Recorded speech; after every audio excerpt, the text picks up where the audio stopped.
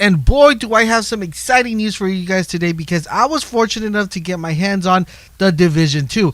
We were fortunate enough to actually play the Division 2 and learn a lot of different concepts that are coming to the Division, new changes, and a lot of juicy information that you guys are definitely going to want to stay tuned to the whole video, because we have a ton of information. Now, I want to give you guys a quick disclaimer. I have a little bit more information than I'm going to share in the video. Unfortunately, I'm not allowed to share them, but once they become available for me to share them with you guys, I will definitely share them with you guys. Now, that's kind of going towards like weapons and talents that you're able to use in the game or that are available in the game. And I will go through that, as soon as I possibly can, or as soon as I'm allowed to actually bring this to you guys. I will definitely go ahead and bring it to you guys. So if that's something you guys like, make sure you guys subscribe. But let's go ahead, dive into this video and talk about the Division, what it felt like playing it, what are the biggest difference from the Division 1 to the Division 2, and if you should definitely keep this on your radar. So let's dive right on in. Alright, so for those of you who probably didn't watch the press conference, or you don't even know what's going on with the Division, if you guys recall, in the Division 1, if you did play the Division, there's a virus that spread out. So what's going on in Division 2? Division 2 starts 7 months after the Division 1.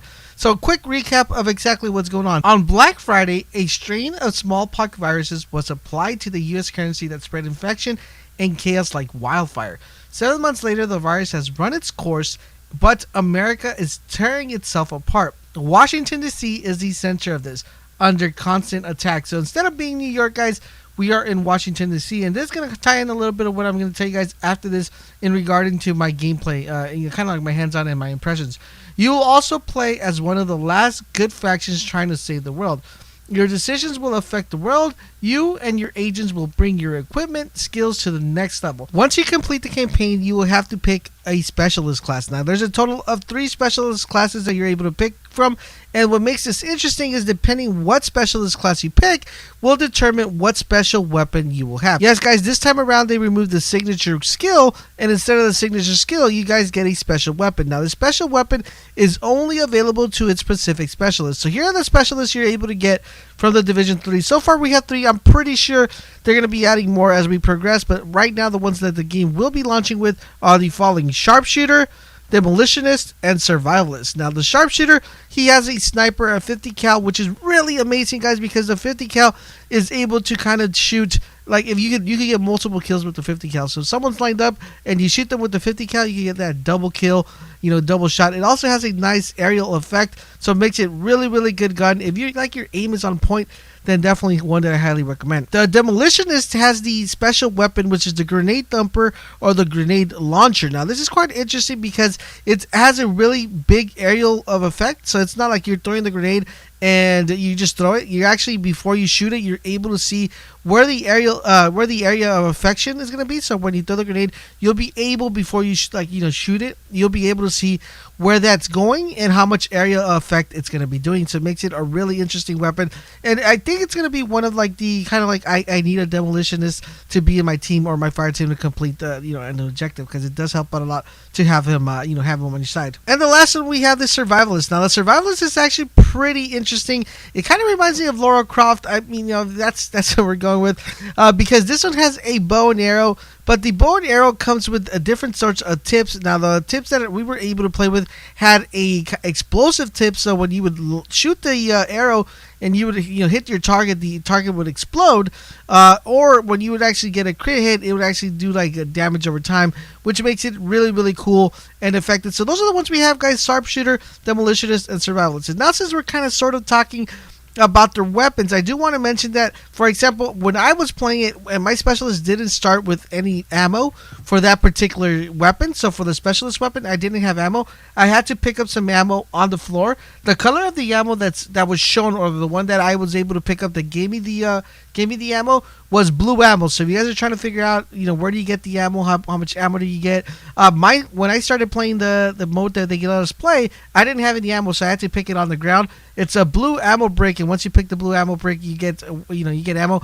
The drop rate of the ammo is actually very frequent after you get it, so it kind of helps you out. The more enemies you kill, the more ammo you will be getting for your special weapon. But before we continue, I do want to know from you guys, what of all these 3 specialists, which ones do you guys think you will be starting off with, and why, let me know in the comment section down below. So let's go ahead and dive in about the first thing that caught my eye when I started playing the game, and that ties into kind of the little snippet that I read to you guys. The biggest changes is we're like, when we were playing the Division 1, we were used to that New York urban feel to it, like that city feel. This feels totally different, guys. It doesn't feel like you're in a city. It feels like more like you're in a less urban area. You're in a more kind of place that's trying to regrow, rebirth, or like come out of the ashes, kind of like this place where there's buildings, there's rocks, but it has more plant life. It has more, there's more plants, more trees, and you feel more like there's like a comeback, instead of like in the Division 1, you kind of felt like everything was going into chaos, and the world was just going chaotic, and you were just trying to hide in a building and try to get cover. This one feels a little bit more like, okay, we got rid of the virus, but now we kind of have to deal with worse things than the virus, kind of, other factions, other enemies, and we're just trying to survive, but we're also trying to defend ourselves. So that's kind of like the feeling I got when I first played it. One of the other noticeable differences that I noticed in the game was the time to kill. In the Division 1, it felt very bullet spongy. So, you would encounter an enemy and you would just like kind of lay on them, especially like if there were, like elites and stuff like that. You would just lay on them and shoot them, and they would just sponge so many bullets. On this one, it felt like there was like a little bit more of a less time to kill. It wasn't that toned down. I did ask one of the devs. The dev said that the time to kill was dropped dramatically. And another thing I noticed is that depending on the weapon you use, guys, it's gonna not only depending on the weapon, but depending on the range or how close you are to proximity to the person. For example, you have a shotgun and you get closer to a red bar, you're gonna be able to kill them a lot faster than if you were shooting from further with the shotgun or with the assault rifle, just because you have that powerful weapon, and that weapon actually does the damage it's meant to do, as opposed to before in the Division 1 where they would just absorb bullets. Another neat thing I noticed about the armor, guys, is that now the armor is destructible, and you're able to see the destructible armor falling apart. For example, if you have one of those big tanky guys and you're shooting him and he has armor, you're able to see that once you're shooting him, his armor is being broken apart. So it kind of gives you a sense, yes, I'm doing some damage to him. Before, you weren't, you would just shoot, and you wouldn't know any destructibility. In regards to weapon, yes, you guys are still able to modify your weapons and add sorts of attachments and all that good stuff. Not only that, but you guys are also able to place talents on weapons as well. Like I said, I already have like the footage of the talents and the weapons, but I cannot show you guys that right now. But once I'm allowed to, I will definitely go ahead and show you guys the talents that I was able to see, and also the weapons that I was able to play with.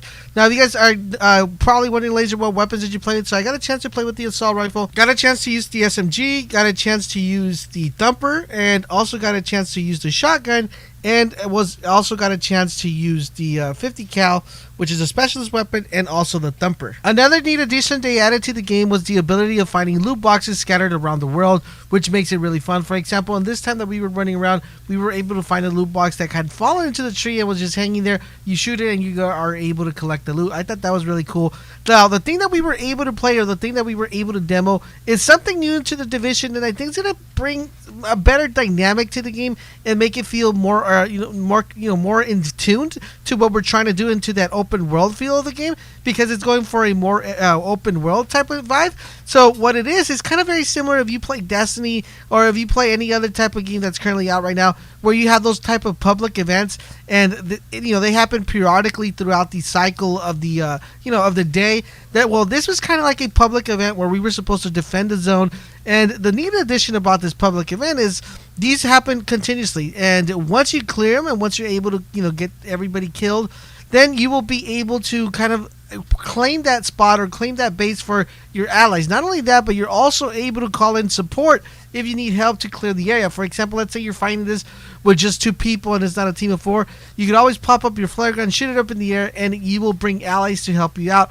Now, if you cleared this public event and you cleared multiple other public events, then you will be able to call in more allies to come and help you out. Now, what makes this neat is that this will unlock some set of factions for you guys, and I can't really go into too much detail about the factions, but you will be able to trade with them and purchase stuff, which makes it very different than the way we had it in a Division 1. Now, onto some endgame information. I can't really go into too much detail of this as well, but I do know a little bit more than what I'm going to be telling you guys. I'm pretty sure if you guys watched the live stream, you guys know that there is a 8-man raid, so you'll be able to fight with 8 people on your side. And I'm just gonna give you guys like a tad bit of information from what I know, and this is the only thing that I could say to you guys. The 8-man raid will position 2 teams in different zones, which will collide together. So 4 people will be apart, and then 4 people will be apart, and they will join forces to complete the raid, which makes it really interesting dynamic. But you heard this right here exclusively. Please, guys, make sure you guys keep it on hush hush. So other than that, guys, you will also be able to. But also, guys, one thing that I am extremely excited about the Division and had me really hyped was when they announced that the expanding DLCs will be totally free. Now, there is a season pass that you could buy for more yearly events. So the first 3 seasons are going to be free. I don't know if the yearly pass that you're able to buy is going to be for additional seasons, but it makes it quite interesting that giving you 3 seasons. They feel really confident that the DLC they're going to be putting out is going to be really good. So I'm really excited for the Division. I hope you guys are as excited as I am. Let me know in the comment section down below if you plan on picking up the Division 2, and if you do, what console will you be picking it up on? Don't forget, guys, for all things Division 2, make sure you guys keep it locked to this channel, and I will catch you guys on the next video.